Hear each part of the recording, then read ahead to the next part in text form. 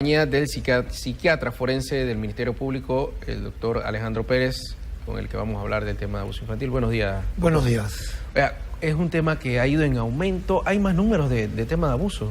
Sí, de abuso sexual. Sí, lamentablemente nuestras estadísticas establecen que el delito número uno en Panamá de mayor incidencia y prevalencia en Panamá es violencia doméstica. El segundo delito de mayor incidencia y prevalencia es un delito contra el patrimonio, en su modalidad de robo y hurto. Lo que llama la atención es que el 80-85% de los imputados de delitos de robo y hurto son menores de edad. Okay. El tercer delito, y viene en aumento, son los delitos contra la integridad y libertad sexual. Lo que nos llama la atención y tenemos que parar las antenas es que estamos viendo un aumento pequeño por ahora pequeño, pero de víctimas varones. En Panamá no solo hay que cuidar a las niñas, ya hay que cuidar a los niñitos también. Sí, eso es lo que está pasando en nuestra sociedad. ¿Y en qué nos hemos descuidado pensando en únicamente que se trata de niñas y descuidando un poco a los niños? Sí, definitivamente necesitamos un programa integral de educación sexual para saber cómo los menores pueden enfrentarse a una situación como esa. Necesitamos enseñarle a los menores. No hay un perfil físico, psicológico de un violador, no existe.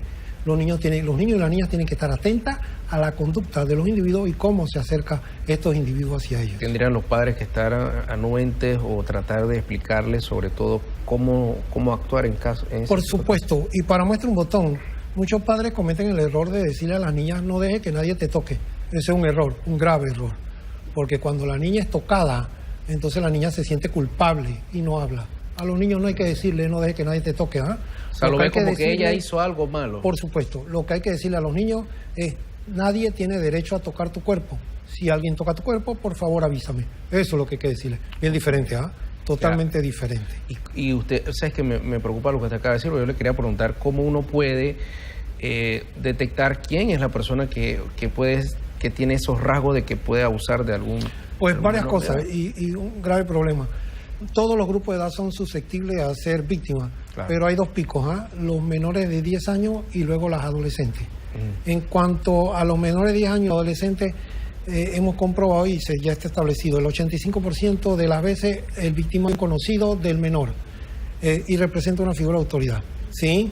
En cuanto a los menores de 10 años, el victimario lo que usa es el convencimiento.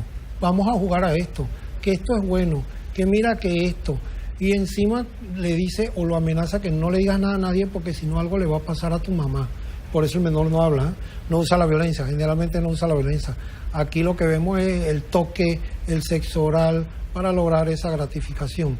Y el menor entonces no habla porque no se usa la violencia y en algunas ocasiones hasta que le agrada. El otro grupo son los adolescentes, pruébame que me quieres. Y entonces ahí tenemos el problema que las menores no saben de enfermedades sexuales, enfermedad de transmisión sexual, o no saben de embarazo no deseado. Entonces tenemos un problema de salud pública de embarazo en adolescentes. Es el problema que tenemos actualmente. Doctor, y las adolescentes mentalmente, pues que a lo mejor el cuerpo esté desarrollado, pero su mente todavía a esa edad no está... Sí, y eso no es una edad cronológica. La educación sexual hay que estudiar, hay que aprender, hay que enseñar. Hay gente que tiene 50 años y no tiene la menor idea de la conducta sexual humana. Hay gente que tiene vida sexual activa y no conoce la gráfica de excitación versus tiempo de Master Johnson. Por favor, no es acostarse por acostarse, es a saber hacer el amor. Es totalmente diferente. Para eso hay que estudiar. Entonces, pues, lo que tenemos que hacer es un programa de educación integral a nuestra sociedad para que sepa cómo detectar y cómo contrarrestar este tipo de delitos. No debe llevar esto a reflexionar porque se generó mucha polémica, se hizo mucha marcha a favor y en contra en el tema de la educación sexual, pero es parte de lo que nos tiene hoy en este escenario. Sí, definitivamente la educación, y no solo sexual, la educación integral es extremadamente importante. Por favor, un pueblo que vive en la ignorancia, por favor, un pueblo que expresa de lo que sea. Entonces tenemos que educar. Algunos detractores mencionan que si nosotros le enseñamos educación sexual a los niños, pues se va a formar una orgía. El problema es que la orgía ya está hecha. Lo que tenemos que prevenir, enfermedad de transmisión sexual, embarazo no deseado y abuso sexual. Y eso es lo que tenemos que prevenir a través de la educación. Y tiene que ser hecha por profesionales idóneos que sepan del tema. Un caso que se registró, que fue muy sonado, fue hace algunos meses, de un fotógrafo que abusaba de la sobrina desde que era niña y no fue hasta adulta en una clase en la escuela que ella se da cuenta que estaba siendo víctima. Claro. No se enteró, Claro. pasó años porque desconocía que era una víctima. Por supuesto, es lo que hemos mencionado, ¿no? El perpetrador, el victimario usa el convencimiento, el juego, y el menor no se da cuenta que esto no está bien, porque no lo sabe. Y entonces pasa mucho tiempo. Cuando el menor descubre, muchas veces en la etapa adulta, que esto que pasó no era bueno. Entonces tenemos que educar a los niños, tenemos que educar a las niñas. Yo soy de los que piensa que debe haber una norma que los niños menores de 10 años no deben ir a un baño público solo. Se está poniendo peligroso. Entonces tenemos que tener una adecuada supervisión para ese tipo de cosas. Tenemos que enseñar a los niños sobre educación sexual, tenemos que enseñar a los niños sobre conducta sexual humana, de tal manera que sepan distinguir qué está bien, qué está mal, qué delito, qué no es delito, qué atenta contra mí, y que los familiares estén atentos a los cambios de conducta de los menores. ¿Qué puede pasar por la mente de un familiar para abusar de una criatura que lleva hasta su sangre? Ok, eso es un trastorno de la inclinación sexual. Generalmente nos preguntan, ¿pero qué siente este tipo al violar a esta niña? Claro. La respuesta es la misma, la respuesta fisiológica es la misma. Siente lo que siente todo el mundo.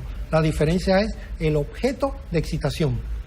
Cuando una persona adulta le excita una persona del sexo opuesto adulta, a este individuo lo que le excita es el menor de edad o la menor edad. Pero la excitación es la misma, la respuesta es la misma. La diferencia es el objeto. Hay individuos que le excita ver, hay individuos que le excita exhibirse, hay individuos que les gusta algunas actividades, y eso es lo que llamamos trastorno de la inclinación. Aquel individuo que le gusta entonces esa excitación con niños es lo que se llama un trastorno de la inclinación, en este caso la paidofilia. Y también se han demostrado algunos casos que no es tan cierto. ¿Cómo usted logra detectar cuando no se han dado casos de que se denuncia a una persona de violación cuando la persona no ha cometido ese acto? ¿Cómo usted detecta ese? Muy bien, para eso está, justamente para eso el agente de instrucción lo que utiliza es los mecanismos legales adecuados para demostrar que esto ocurrió. Uno de esos es el Instituto de Medicina Legal. En el Instituto de Medicina Legal se hace la evaluación física para saber si hay una evidencia física de que ha habido un atentado. Y la evaluación del estado de salud mental, para saber si hay un daño. Y no solo eso, cómo nosotros detectamos que el niño o la niña ha tenido experiencia sexual, que no debería tener. Es cuando el niño o la niña tiene conocimientos de la conducta sexual que no se leen en los libros, que se adquiere por experiencia. ¿Qué ejemplo? El mejor ejemplo que yo doy siempre. ¿Qué conducta se aprende a través de la experiencia en los libros? Cuando hay sexo oral, el sabor del semen. Usted nunca ha leído acerca del sabor del semen. No. Entonces, cuando el niño sabe distinguir el sabor, la consistencia, el olor del semen, ha sido por experiencia. Entonces, eso es una alarma. Por supuesto.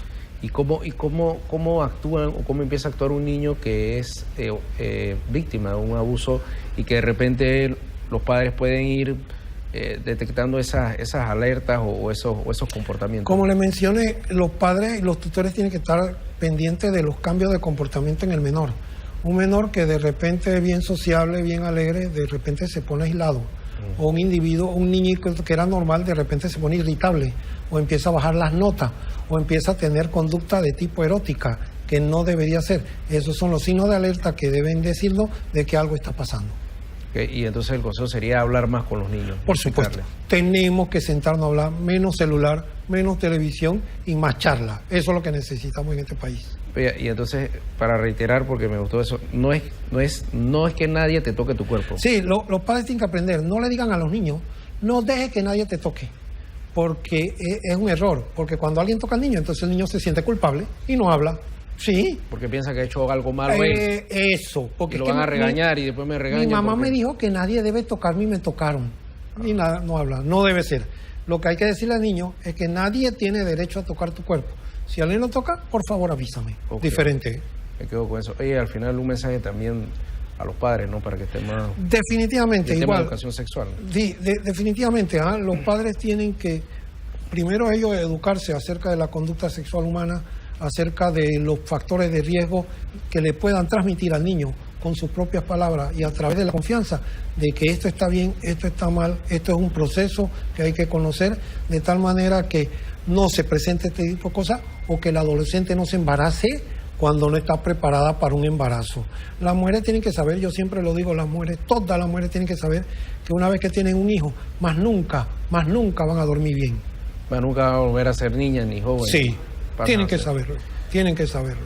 Bueno, muchas gracias por compartir con nosotros esos datos y esos elementos, y al final la educación sexual nos estaría ayudando a evitar este tipo de escenarios.